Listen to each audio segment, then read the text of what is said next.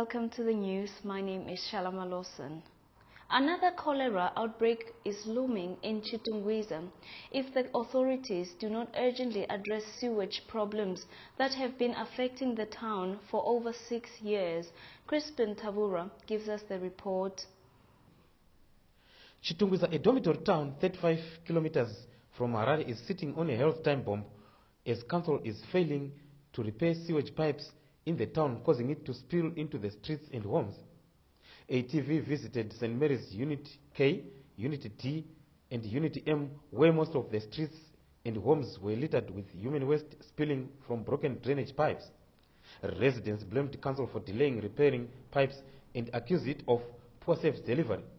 Masewage anogodubuka anytime singafungiri zvozvizvo zvikukonzeresa kana zvirwere mushungiza saka I think kanzura ngaona zvekuitawo kuti takaripota vanobva vayanokasika sezvo takamboripota but vasati vaya I think yesterday ndo patakaripota but havanobvira mboya. Masewage yatinetsa yatoni time nyangwe dai vakagadzira patori time pasati vaputika tikuzoti ya problem yemapipes here kana kuti ya problem yesati achikumbira kuti kana iri problem yemapipes kanso yachiwani kuti gadzirirawo because tanzwa manyoka haasi kupera mudumbu manyanya takutotyana vana chaivo kusandika pana patatoendesa vana kuholide nekuti hii tatofidza nevana pano manyoka tanzwa nemasiweji muno muSt Mary's, so tinotoenda kupomba mutore kuti masiweji aende madhoo paari ari padhuze netoireti, masiweji echa aende matoireti echa afambe. Tanzwa vana ava dzanguva korera dzega dzega tinongotoabata kutokamberera mumba mwana hatisina nguva yekuti akambere panze noti panze apa aita ndawo masiweji. Dai vamwari vamwe vatotigadzirirawo kanzuro yatona zvekuita kuti tionewo kurarama nevana, nokuti vana kukura kwavari kuita kavo chapedza tisavagone kuvachengetedza mudzimba vakuendawo masiweji, korera haichaperi. Children were also seen playing near the burst pipes, while some residents were trying to clear blocked toilets, raising fears of a cholera and typhoid outbreak. In 2008, about 4,000 people died from cholera in Zimbabwe, and Chitungwiza was one of the hardest hit. A heavy stench could be smelled from a broken sewage pipe that links to St. Mary's neighbors' homes. Kanzuro aiuye baba tiri kungodya mari dzedu vachisa mastand apo vachidya mari dzedu zina mara ngavauye vatigadzirire masuweji tanzo zvakaita kuoma mudzara zvinochaizvo mudhara zvakaoma vekanzuro vari kungodya mari dzacho asi kumbatigadzirira masuweji basa rekungovhara mvura masuweji avagadzirire bamudhara ngavauye vanoti vangaite senenye masuweji because zvakatooma mudhara masinte ese amudhara ese akapedzera kushanda kudhara dhara akatoora mapaipi aya. The acting town clerk Fungai Mbetsa admitted council's shortfalls. Ichokwadi problems wayo aripo mumusha wechitungwiza asi maproblems atiri kuona kuti nezvawo chiedza kuvagadzirisa zvino tine matimu edu ari mushishi ekugadzirisa basa iroro mese mese anonge aripoto tiri kuedza kuti tirujuse nguva yekureacta kunyaya dzemasuweji kuti kana yanzi yabuda within possibly 1 or 2 days tofange taenda kunogadzirisa masuweji acho asi pane mamwe masuweji ane nguva nekuti iproblem yanga iripo kuti mapaipi akuita madoko saka tine program yatinayo kuburikidza nemari yatakawana kuAfrican Development Bank iri kukwanisa kuti irutibatsira yakatotanga program yacho. Meanwhile, residents have created canals to divert sewage from their homes. Most local authorities in Zimbabwe have come under sharp criticism from residents for charging exorbitant rates, yet service delivery remains poor. It is only a matter of time before the health time bomb in Chitungwiza explodes. Reporting for ATV, I am Crispin Tavura in Chitungwiza, Zimbabwe. The saying that disability is not inability is true for dancer Justice Musharanga, popularly known as Majisa Wemoto, who has been wowing crowds at Kapfupi's music shows. Our reporter Sifelani Tiko gives us more. Justice Musharanga, popularly known as Majisa Wemoto, is a skillful dancer whose energetic dancing styles are now attracting huge crowds at Sungura musician Kapfupi's shows. Majisa, a 24-year-old midget dancer, is less than a meter tall and spices up Kapfupi's performances with his varied rhythmic skills requiring balance, strength, and flexibility. As a follow-up story on people living with dwarfism, ATV caught up with the dancer in Epworth, a poor suburb about 15 kilometers southeast of Harare.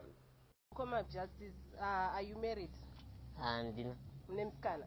Ndinemsikana. Oh. Anogara uko? Anogara kutown. Anonzai?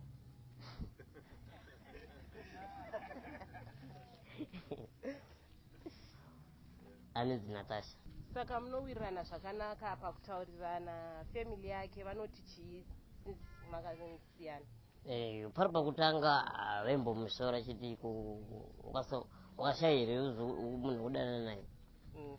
But iye akangozigamuchira kuti ndowandada sei wandada ini kana musingamudi imimi ini ndindamuda isichi isi problem. Tingoda kuti vanhu vazive vanhu vapfupi sezo ndogona kusvika pamwe kana tichifamba pane imba mwana akandiona ndogona kutiza achicha semunhu asati ataona muupenyu hwake kuti munhu sei akadai so zvese ndinongoita kudhirama tinopinda music tinopinda gitara racho ndinoridza. Ndina mukoma Kapfupi panapa anoshanda naJustice. Ndoda tamboti tauro tiudza kuti pakushanda kwavo vanoshanda sei namukoma Justice. Pakushanda mukoma Justice tinoshanda zvakanaka chaizvo. Tarinda pariripo chaizvo. Sokuti ndakanotisa ndikazoona kuti kuchichipoka ichi kuita nhingi because pamaona ukaona vanhu vakadai so vanoti no angaiti chii mapaona mai. Saka ndakanoti ndasvika mukaro ino iya munhu ane chipo. Saka mukoma Kapfupi mungatimbiro kambo. Yere uya uona madamburo. Uya uona madamburo. Ausati wamuona ajidambura. Zimbabwe uchine mugaga iwe. Yere uya uona madamburo. Na majisa ye. Majisa. ATV also spoke to Sinikiwe Kademaunga, aged 18. Sinikiwe is doing her A-levels and shares her thoughts and feelings about dwarfism. Kana wakangoremara chiiteka vanhu vanenge vachitongokutarisira pasi saka kuti utsvage basa kana pakambani zvino zvinotombota kuti tinenge zvitombonetsa mamwe matambudziko ndekuti pamwe panhu zvavafanira kuti uchifamba munzvimbo zveshe pane mamwe maareas akawakwa zvekuti haukwanisi kufamba ipapo kana kuti haukwanisi kuva free nekamadzeni apane pakangoita because anenge akasinge lese vaya vanofamba nemawheelchair kandi pamwe pacho pane pakawakwa paine masteps saka hakwanisi kana kufamba kana pane masteps nyangwe inizve ndinofamba kana pamasteps panondinetsa kufamba zvinongosiyanawo nevamwe vanenge vakujaira ivo vanenge vakujaira munenge muchinge wasizoita asi munenge vasina kujaira vamwe ndovanenge vachingoramba vangokutarisa zvekuti hauzombofili free kana kufamba kana kuti vanhu vanenge vachingoramba vakutarisa. Despite being a popular sport in Zimbabwe, softball remains underfunded, with Zimbabwe Softball Association struggling to raise funds to buy equipment. Crispin Tavura reports. Lack of funding is hampering the development of softball in Zimbabwe despite commanding a huge following. The Zimbabwe Softball Association Technical Director Mubuso Matanga told ATV recently that the corporate world was shunning the sport.